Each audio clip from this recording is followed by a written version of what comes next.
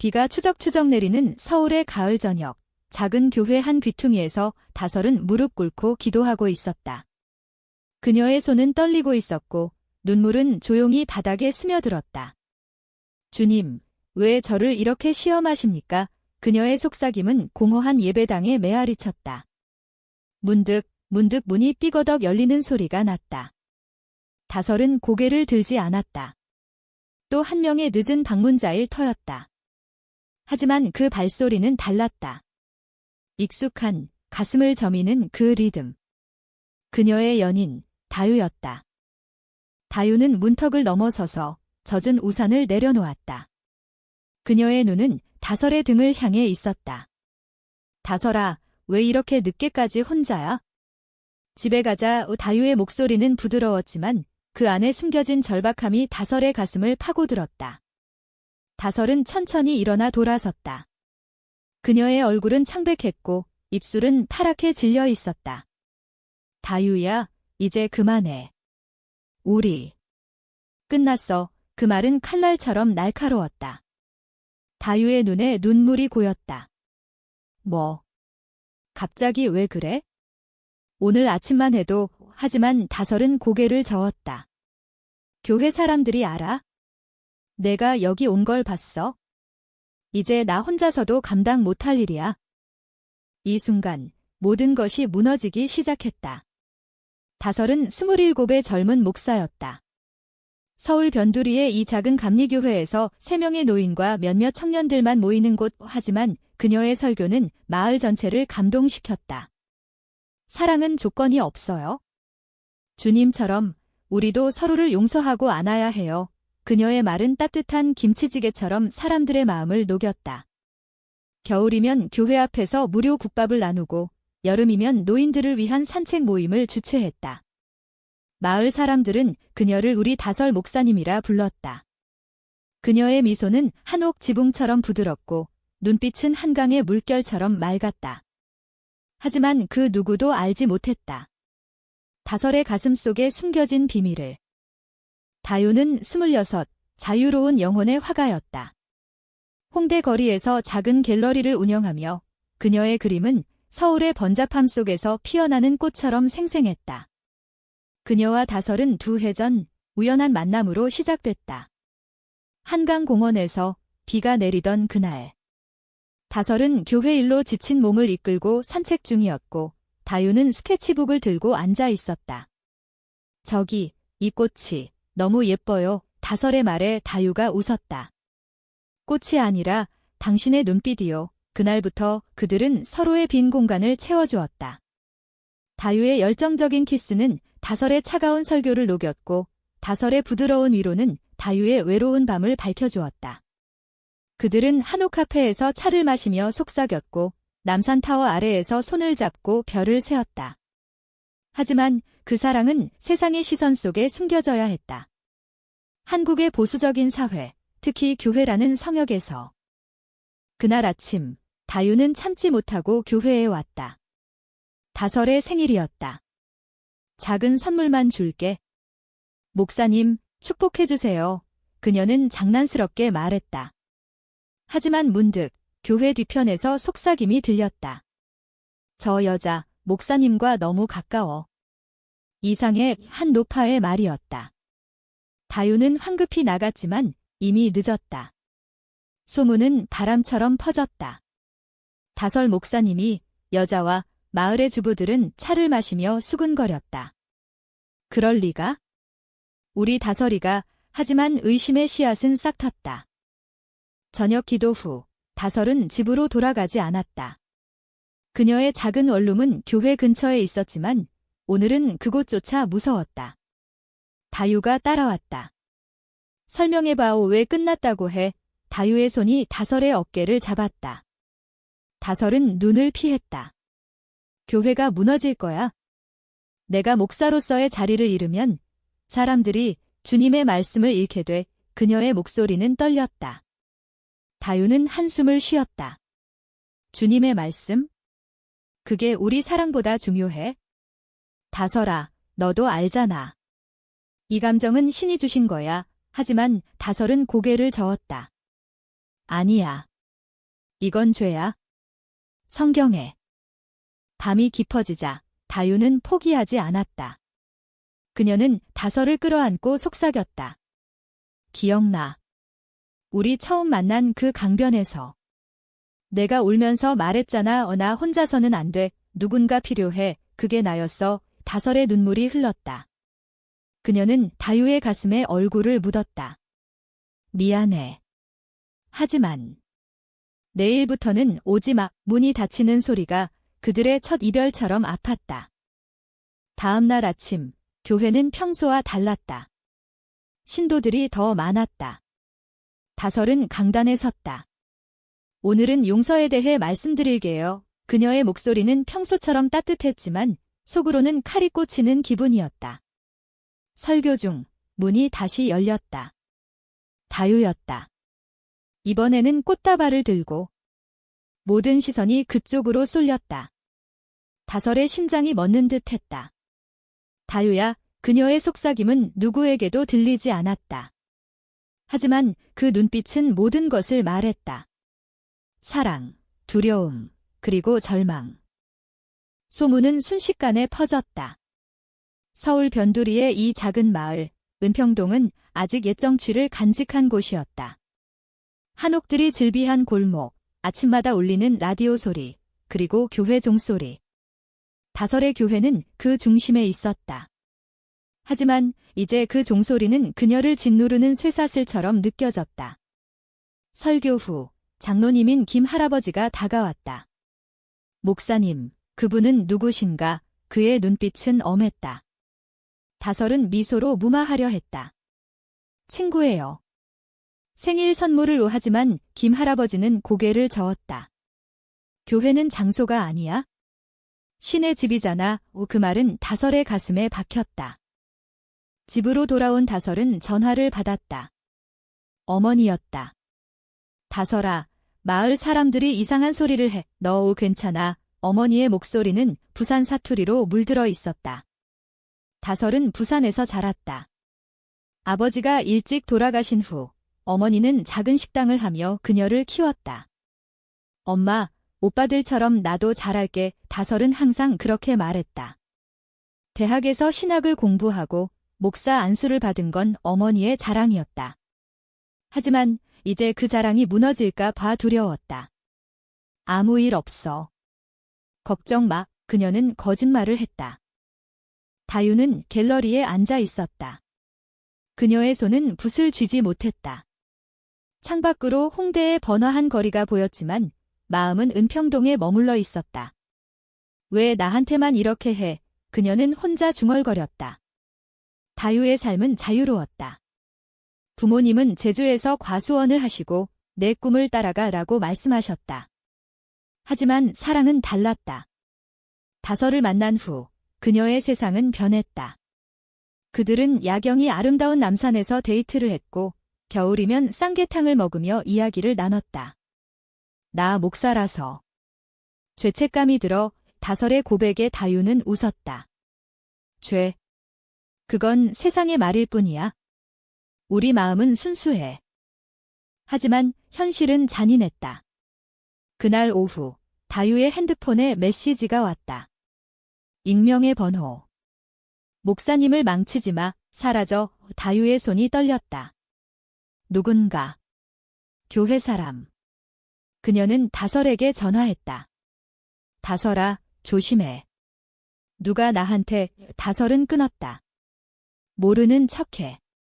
제발. 그날 밤 다유는 갤러리를 닫고 은평동으로 갔다. 교회는 이미 문을 닫았지만 다설의 원룸은 불이 켜져 있었다. 문을 두드리자 다설이 나왔다. 왜 왔어? 위험해. 다설의 눈은 붉었다. 그들은 방 안으로 들어갔다. 작은 공간, 벽에는 성경 구절이 붙어 있고 창가에는 다유가 준 작은 화분이 있었다. 다유야, 나 때문에 내가 다칠까 봐에 다설이 울었다. 다유는 그녀를 안았다. 우리가 함께라면 무섭지 않아. 한국 사회가 변하고 있어? LGBTQ 커뮤니티도 커지고 있잖아. 하지만 다설은 고개를 저었다. 교회는 달라. 보수적이에요. 나 같은 목사가. 여자와 그녀의 말은 끝나지 않았다. 문득 문 두드리는 소리가 났다. 목사님. 장로님께서 오셨어요. 신도였다. 다설은 황급히 다유를 숨겼다. 옷장 안, 좁은 공간. 다유의 심장이 쿵쾅거렸다. 문이 열리고 장로가 들어왔다. 목사님, 그 여자에 대해 말씀 좀 해보세요. 마을이 시끄러워요. 다설은 차를 타주며 말했다. 그냥 친구예요. 오해예요. 장로는 한숨을 쉬었다. 목사님, 당신은 우리 희망이에요. 하지만 이런 소문이 교회가 흔들려요. 그는 나가고 다설은 옷장을 열었다. 다유가 나왔다. 봤어. 이게 현실이야. 다유는 분노했다. 언제까지 숨겨? 나랑 도망가자. 제주로 가서 새로 시작해. 하지만 다설은 거부했다. 내가 포기하면 이 사람들이 주님을 잃어요. 그 밤, 그들은 서로를 안고 잠들었다. 하지만 아침이 되자 다유는 떠났다. 기다릴게. 하지만 오래 못 기다려 문이 닫히는 소리가 다설의 가슴을 갈랐다. 며칠 후 교회 모임이 있었다. 추석을 앞두고 송편 빚기 행사. 다설은 웃으며 참여했다. 함께하면 더 맛있어요. 그녀의 미소는 여전했다. 하지만 속으로는 고통스러웠다. 한 청년 신도가 물었다. 목사님, 요즘 피곤해 보이세요. 연애하세요. 다설은 웃었다. 주님과요. 모두가 웃었지만 그녀의 눈은 멀리 다유를 찾았다. 추석이 지나고 가을 바람이 새졌다. 은평동의 거리는 단풍으로 물들었고 교회는 평소처럼 조용했다. 하지만 다설의 마음은 폭풍이었다. 그녀는 매일 새벽 기도했다. 주님, 이 사랑이 죄라면 용서해 주세요. 하지만 포기할 수 없어요. 성경은 그녀의 유일한 친구였다. 요한복음 13장 34절, 서로 사랑하라. 그 구절이 그녀를 괴롭혔다. 사랑은 성별을 초월하나? 다유는 홍대에서 바빴다. 갤러리 전시회가 다가오고 있었다. 그녀의 그림은 이번에 숨겨진 사랑이라는 테마였다. 캔버스에 그려진 두 여인의 실루엣, 한강의 물결처럼 흐르는 선들. 이게 나와 다설이야. 그녀는 속으로 중얼거렸다. 하지만 전시 준비 중 익명의 편지가 왔다. 내 그림이 목사님을 망친다. 취소해. 다유는 분노했다.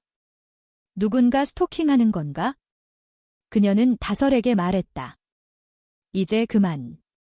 우리가 만나지 말자. 내가 원하는 대로. 그 메시지는 다설을 무너뜨렸다. 그녀는 설교 중에 울음을 터뜨렸다. 주님의 사랑은 조건 없어요. 하지만 우리 인간은 신도들은 놀랐다. 목사님, 괜찮으세요? 김 할아버지가 물었다. 다설은 고개를 끄덕였다. 하지만 그날 밤 그녀는 다유의 갤러리로 갔다. 홍대의 네온 사인이 그녀를 비췄다. 다유야, 미안해. 너 없인 못 살아. 문을 두드리자 다유가 나왔다. 눈이 충혈되어 있었다. 왜 왔어? 이제 끝났다고 했잖아. 그들은 갤러리 안으로 들어갔다. 벽에 걸린 그림들, 다설의 모습이 스며들어 있었다. 이게 나야. 다설이 물었다. 다유는 고개를 끄덕였다. 내 미소, 내 눈물, 내 모든 게. 그들은 서로를 끌어안았다. 키스는 없었다. 그냥 안음. 다유야, 나 목사직 그만둘까 봐의 다설의 고백이었다. 다유는 놀랐다. 진심이야. 그럼 우리. 하지만 문득 문밖에서 그림자가 움직였다. 누군가 지켜보고 있었다. 다음 날 스캔들이 터졌다. 지역 신문의 작은 기사. 은평동 목사, 동성 연인 의혹. 마을은 발칵 뒤집혔다. 주부들은 배교자라고 소리쳤고 청년들은 지지해요 라고 외쳤다. 다설의 어머니가 전화했다. 다설아, 집에 와 엄마가 알아서 할게 하지만 다설은 거부했다. 엄마, 이게 나야. 교회 장로 회의가 소집됐다. 목사님, 사임하세요. 그들의 말은 차가웠다. 다설은 눈물을 삼켰다. 주님의 사랑을 가르쳤는데 내가 왜? 그날 저녁 다유가 교회로 왔다. 이번에는 숨기지 않고 다설아, 같이 가자. 서울 떠나서. 하지만 다설은 강단에 앉아 있었다. 아니야. 여기서 싸워야 해. 그들은 밤새 이야기했다. 한국 사회의 변화, 퀴어 퍼레이드, 그리고 교회의 보수성. 나처럼 된 목사들 많아. 포기하지 마. 다유의 격려였다. 하지만 다음 날 반역이 일어났다. 다설의 절친 수민이가 장로에게 모든 걸 말했다. 다설이가 다유와 동거했어요. 수민이는 다설의 비서를 맡았고 질투로 배신했다. 왜 나한테만 차갑게 해? 다설은 충격받았다. 수민아, 왜? 수민이는 울었다. 당신이 나한테만 기대지 않아서. 그 여자 때문에 배신의 칼이 더 깊이 파고들었다. 교회는 문을 닫았고 다설은 홀로 남았다. 다유가 달려왔다. 다설아, 그녀를 안자. 다설은 무너졌다. 모든 게 끝났어. 겨울이 왔다. 서울의 눈은 하얗게 쌓였고 은평동의 골목은 고요했다. 다설의 교회는 문이 굳게 닫혀 있었다. 그녀는 원룸에 틀어박혀 지냈다. 주님, 용서해주세요. 매일 기도했지만 답은 없었다. 어머니가 부산에서 올라왔다. 다설아, 왜 그래? 엄마가 싫어. 어머니의 손은 거칠었지만 따뜻했다. 다설은 모든 걸 털어놓았다. 엄마, 나 여자를 사랑해. 어머니는 한참 침묵하다 말했다. 그럼 그 애랑 행복하게 살아. 주님도 용서하실 거야. 그 말은 다설의 눈물을 터뜨렸다. 다유는 갤러리를 유지했다. 하지만 그림은 그리기 힘들었다. 다설 없이 무슨 의미가. 그녀는 제주 부모님께 편지를 썼다. 엄마, 아빠, 나 사랑하는 사람이 있어? 여자예요. 답장은 빨랐다. 오라. 여기서 새로 시작하자. 하지만 다유는 기다렸다. 다설을. 한 달 후, 다설은 결심했다. 그녀는 작은 모임을 열었다. 퇴직한 목사님, 몇몇 청년들, 그리고 다유. 교회는 건물이 아니에요. 마음이에요. 그녀의 말에 모두 고개를 끄덕였다.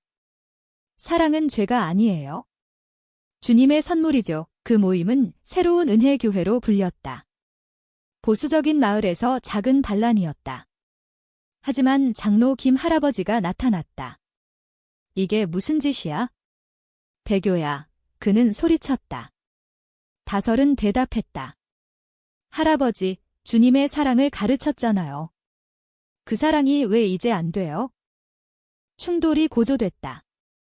마을 축제에서 다설과 다유가 손을 잡고 걸었다. 모두가 봤다. 저게. 그 소문이 속삭임이 퍼졌다. 수민이는 후회했다. 그녀는 다설에게 사과했다. 미안해. 질투였어. 다설은 용서했다. 우리 모두 약해. 하지만 함께라면 강해져. 그 용서는 교회를 되살리는 불씨였다. 하지만 고조는 폭풍이었다. 익명의 위협이 다유에게 왔다. 다설을 버려.